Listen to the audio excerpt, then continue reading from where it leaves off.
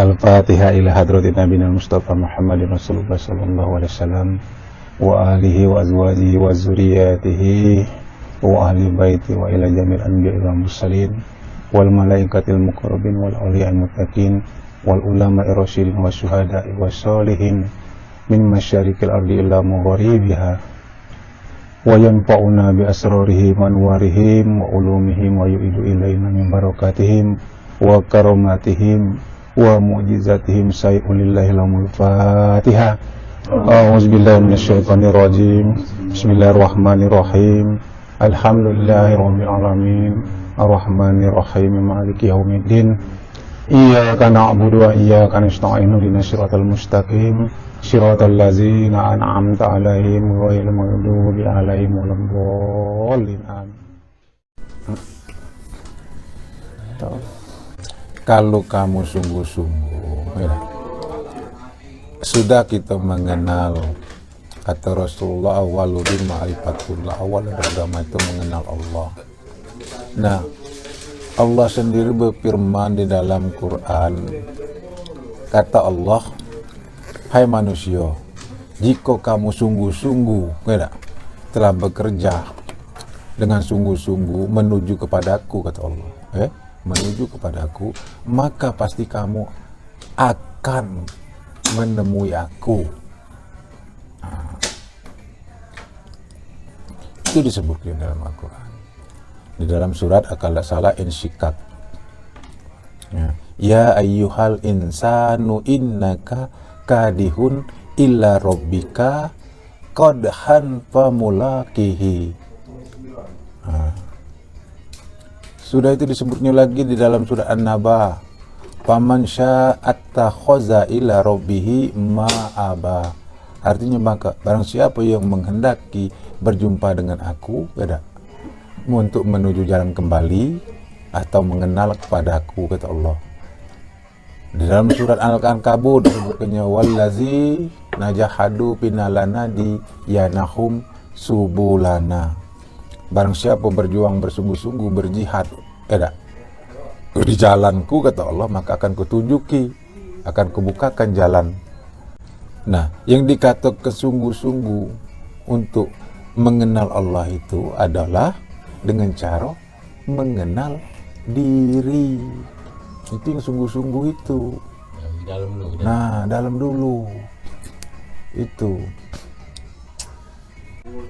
Nah, apabila kita ini sudah mengenal diri, ya itu tadi, maksud mengenal diri ini kan kita ini untuk mengetahui diri kita yang sebenar, diri kita ini siapa sih? Nah, itu. Oh, ternyata aku nih, tidak bisa apa-apa. Yang kuasa nih Allah, yang tahu nih Allah, yang bisa mendengar nih Allah, yang bisa melihat nih Allah. Nyatanya kita ini gedebong busuk, gedebong pisang busuk. Itu tidak. Itu yang disebut la haula wala quwata illa billahil aliyil azim. Baru benar kita mengatakan itu setelah kita mengenal diri. Kalau kita tidak mengenal diri, mulut baik ngomong itu tuh. Nyatanya masih aku, kuasa aku. Kalau udah aku. Nah, itu kalau udah aku. Tuh beramal merasa kita, beribadah merasa kita, alim merasa kita.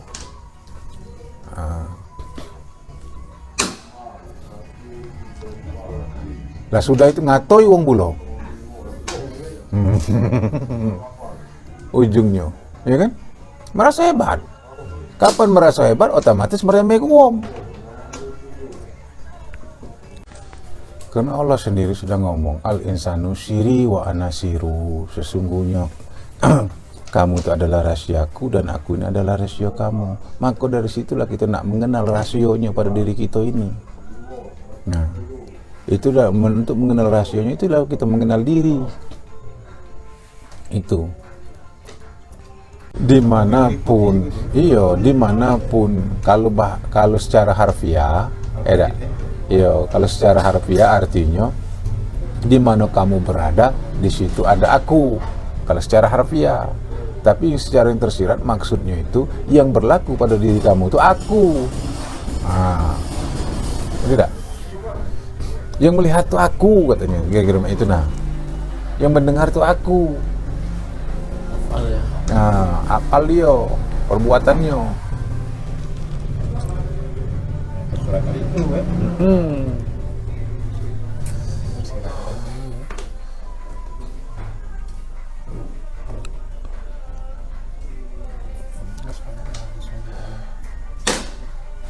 Ini yang dikatakan. Adapun yang dikatakan iman, Islam, tauhid dan makrifat itu tidak boleh bercerai,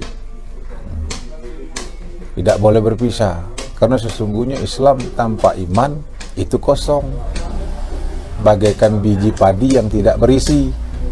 Sebaliknya iman tanpa tauhid itu tidak berguna, seperti padi yang tidak berguna, seperti padi yang tidak menjadi beras.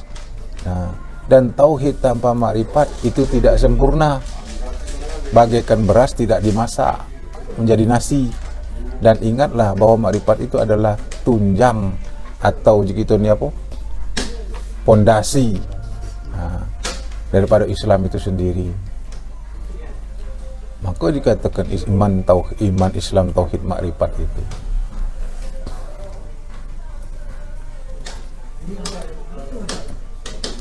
Jadi kan di sini kalau kita ambil kesimpulan kata-kata ini kan tidak mungkin artinya Islam tanpa iman. Enggak? Islam tanpa iman itu kosong. Merek baik.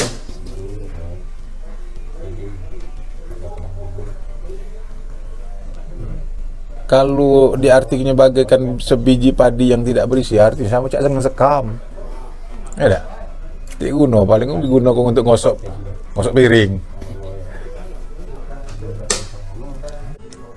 Jadi pintar-pintarlah memahami, dikaji ini, tidak? Dan dipraktek diamalkan. Ilmu tanpa amal sia-sia, beramal tanpa ilmu yaitu juga sholat tunggang tunggit.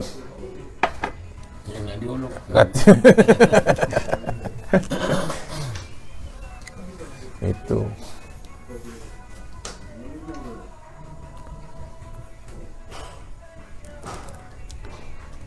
beramal tanpa ilmu sia-sia. Ada ilmu tidak beramal itu juga mubazir.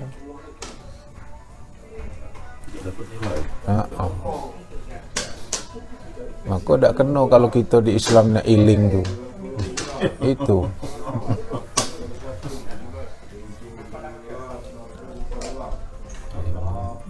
ilmu sufi tak apa kali. Iya. Sebab kita ni bisikan Tuhan, bisikan Tuhan dengan bisikan hantu tipis. Iyo, tipis nian. Tuhan. Antara Tuhan dengan hantu hampir sama. Iya, tak tahu yang berbisik hantu. Kalau sudah makrifat, tak perlu lagi kata solat. Nah, ini Tuhan bisik gini. Tak tahu yang bisik kan hantu. Solat ini kan ada dua, solat syariat dan solat hakikat. Nah, sedangkan kita ini sudah jelas hukumnya, syariat tanpa hakikat ada sia-sia. Nah, jadi kalau sholat cuma sholat hakikat, ya kan, tidak ada syariat, era kebalikan, asyariatun illa hakikatun atilatun. Begitu juga hakikatun illa syariatun batilatun. Memang menurut anunya kita tidak pacak nyalakannya. Tidak pacak nyalakannya. Kalau mereka sudah meninggalkan sholat syariat ini, bukan mereka ada artinya tidak sholat, karena yang dimaksud sholat di situ sholat yang sebenarnya, sholat hakikat. Tapi itu juga tadi kita ini jangan sampai kita meninggalkan sholat syariat itu, kecuali sholat itu sendiri yang meninggalkan kita. Kalau sholat itu sendiri sudah meninggalkan kita, dia galak lagi sholat, nah terserah.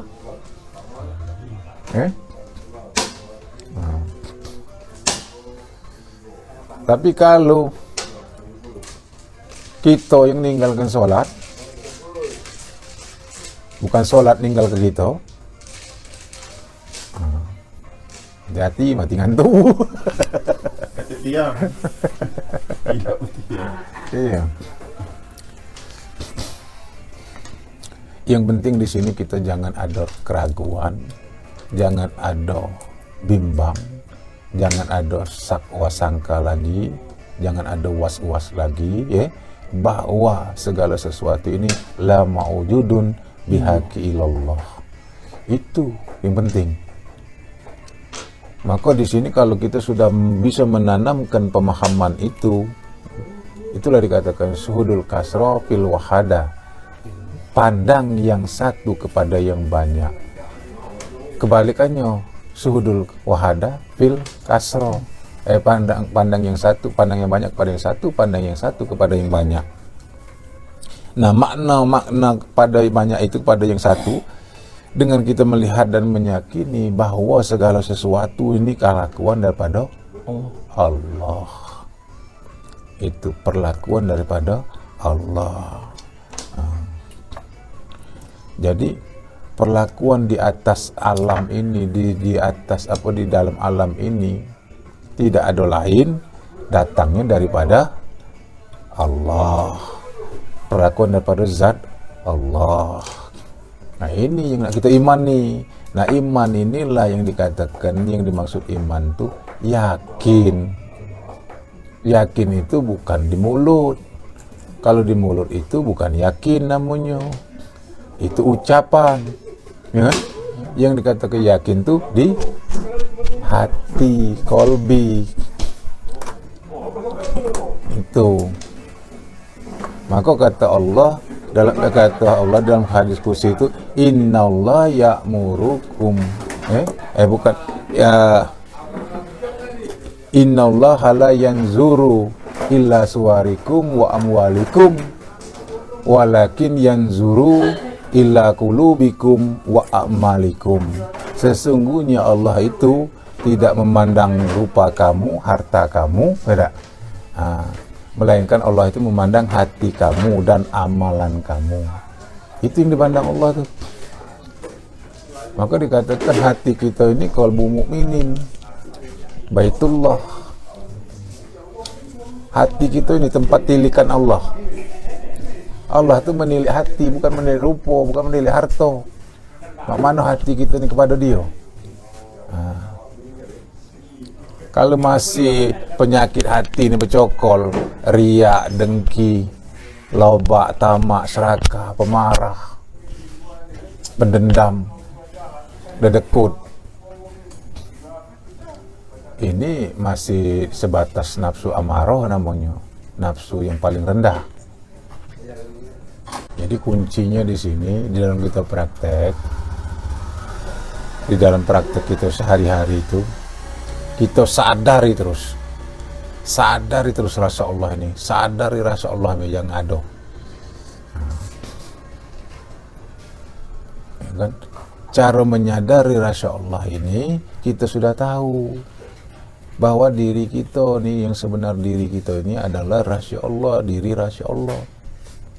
Ya, nah, diri rasa Allah inilah yang nak kita timbulkan, nak kita tajalikan,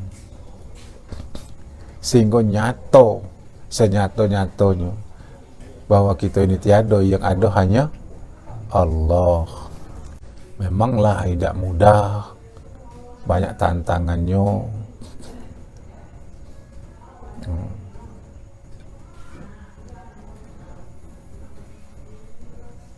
Buktinya baik, tantangan tak usah jauh-jauh, tantangan nak nemui ngaji ni berat setengah mati. Caknya yang dengan tu hilang lain tu caknya. Tak lagi dia pergi tadi tu antara anunya je. Nah, ya cuma termasuk barangkali kan nggak baca Laki gitu kan. naman absen. Kita lagi timbul sungkan. Kumay absen berturut-turut 3 kali. Puasa icanya tuh agak lugas dikit nggak lain suasana kaget Nang lah. Dak ngidak kanya jauh kan ten. Iya. nggak sejaman. Iyo. Apalagi motor, wih dinginnya balik. Kalau kami yang absen tuh taruh di KD, takut kalau anjing kalau KD aman dekat yang absen. Wah ya nih belum puasa. Aku ngantar roti dari kilometer 9 itu lagi lama. Kilometer 9 kan langsung gue ke jalan Soekarno itu ya. Soekarno Hatta ya. Belok kanan, kapan nimbulnya kan tenang itu lagi ke Lampung, apalagi ada sini. Mendewean ya, biar rewang konvoy berdua Makan dulu apa? Motor. Bukan. Saking jauhnya tuh cuma ngajung nih melintasnya tuh. Iya. Berasa. Siang hari ngantar roti. Aku nih kalau ngantar roti ke rumah itu nih kan.